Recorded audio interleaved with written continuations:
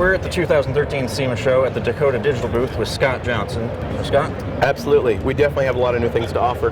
When we developed the VHX lineup, which is our new series of analog gauges, we had a lot of background in digital gauges. That's what most people know us for, is digital gauges. But we took that technology, but instead of using digital readouts, we're spinning stepper motors and we're backlighting with LEDs. So the backbone is really the same. It's all digitally controlled, digitally processed. It's just the output, what you see, is a little bit different. So what we can do is use some LED backlighting. We can spin these stepper motors. We can light the needles. So the nighttime view, as you see here with the white backlighting, is really good. And the technology is all there, solid state sensors and all the other advances of today, but put into an analog package. So it looks a little more old school, but yet it still has the functionality of digital and the processing of digital. So the new things for us are some different colors of faces, some black faces, some different colors of backlighting, white backlighting, red needles, and things of that nature. One of the things that we really liked about the VHX system is you can have your traditional 6-gauge pack, but then you can expand beyond that with the bus interface module system. Can you explain a little bit more about how that works? The bus interface module was really designed to be able to pack a lot into an existing package, or allow the system to grow once it's been installed in the vehicle. So somebody can start with a standard 6-gauge package, but they want to add a boost gauge later, they want to add a compass later, any number of features they can plug into those ports. So any of our expandable modules just have what looks like a headphone jack, and that's just carrying all the data, and you can daisy chain up to 16 of those devices together to feed data into the instrument system. So for us, it's a great selling feature because you're not having to add separate gauges, especially if you're okay with displaying in the digital readouts, even down to air pressure and airbags for an air ride system, things like that. So the list goes on and on what you can expand onto it. Now this all sounds kind of complicated to some of our viewers, so really it's not that difficult to install this stuff. Can you kind of run us through how this works? Definitely, yeah. The headphone jack really just carries the data. Once you plug that into our main instrument system, it recognizes what's there, it sees how many sensors you have plugged into it, and it displays accordingly. So it does sound complex because it's so flexible, but once you plug it in, it sees all those connections, similar to a USB port in some ways. So you can just keep expanding on if you have the need to. Some people will stay with the standard 6 gauges, but there's no reason you have to. Another thing that we really like is that you guys make stuff that fit a lot of cars. There's a lot of times that there's plenty of gauges that'll do the job, that look nice, but they just don't look right in the car. Yeah. And we really admire how you guys make stuff that's designed to fit stock bezels, or in a bezel that looks correct for the car. What's new in that direction for you guys? That's been a big focus. We released this series of gauges exactly 3 years ago. However, we had a long road ahead of us as far as direct fit applications. Right now we have about 90 vehicles that we've tackled, housings that either we've made or reproduction housings like this Mustang here or this 44. This is something we machine in our in-house machine shop and have chromed and build all the electronics onto the back of it. So it allows somebody who doesn't want to modify the dash the ability to just lay that up into the factory hole. It looks the power to the factory gauges. It doesn't require really any modification in most vehicles at all, and then it's just a matter of wiring into the factory harness or the aftermarket harness depending on what they have. Of course, we have an assortment of individual gauges as well, or individual instrument panels, and those are really used for a street rod application or something where you have a flat dash, or if you're making a custom dash or really want to change the look of what was there, you can make your own opening, fit that in, and personalize it more than anything else. Another thing that we really like is, see flashing here, all the other lights that you need, because most of the other gauge packages don't include that. What was your guys' drive to make these so OE looking? Yeah, the reason for that partially is export. You can see all those indicators that are flashing on periodically. Those are all the ASC standard colors, and the symbols, of course, are standard, just to ensure that if these are exported, it's going to meet everyone's regulations. We do these in what we call a dead face layer. So you notice as they're flashing, when they're off, you don't know that they're there, because it's rare that someone's going to use every single indicator, and we don't want you to see where they're supposed to be if you're not going to be using them.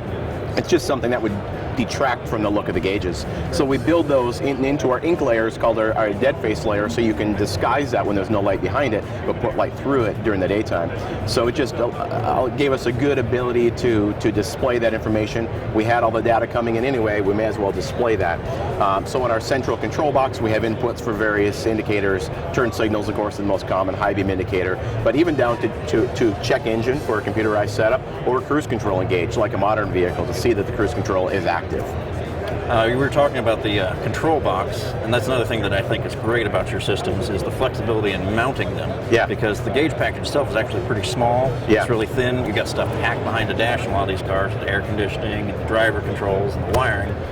We really like the flexibility of mounting that box kind of wherever you want. But I know there's some rules you guys have on that, so. We like that idea too. For us, it's very simplistic to keep all the drive electronics in the display head. It allows us to keep it thin. It allows us to keep it really simple, so you can unplug a network cable from the back. If you ever need to pull the dash off again, unplug the network cable and everything comes with it. But all the hardcore processing is done in the main control box, which you can mount anywhere you like. The cable we supply between is about 3 feet long. You can extend it up to about 9 to 10 feet. We don't want to see folks go much longer than that, just because the longer you go, the higher susceptibility of any noise coming in if you mounted it behind in trunk or something similar. But it's simple because you're going to have a bundle of wire coming to it anyway. You may as well do that to a centralized point and then plug in just data. So the control module is taking all the analog inputs, even the digital inputs from our solid-state sensors, converting it all to data, and sending it up to the gauge panel, telling all the needles where to turn, the backlighting when to turn on, all the data in the message centers, what to display at any given time.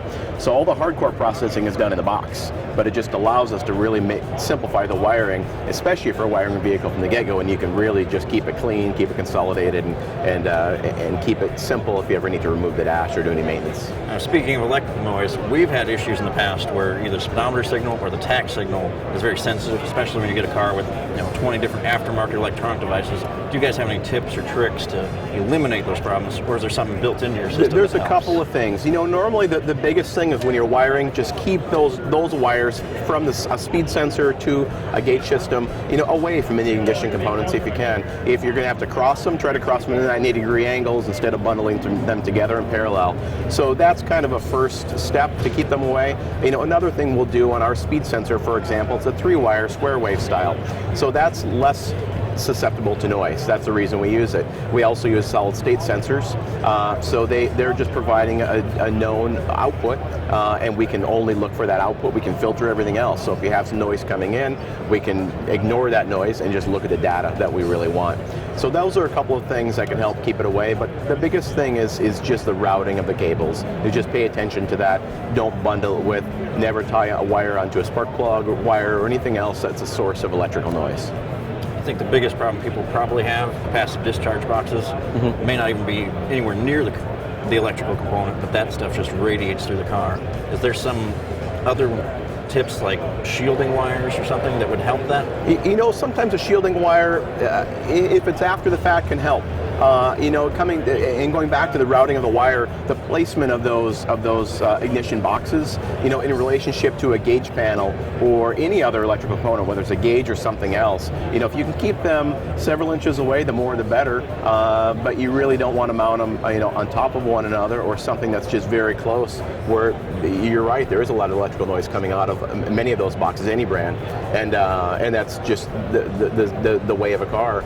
And just placement and routing of wires is really the biggest thing there. That's a lot of great information, but where can we learn more?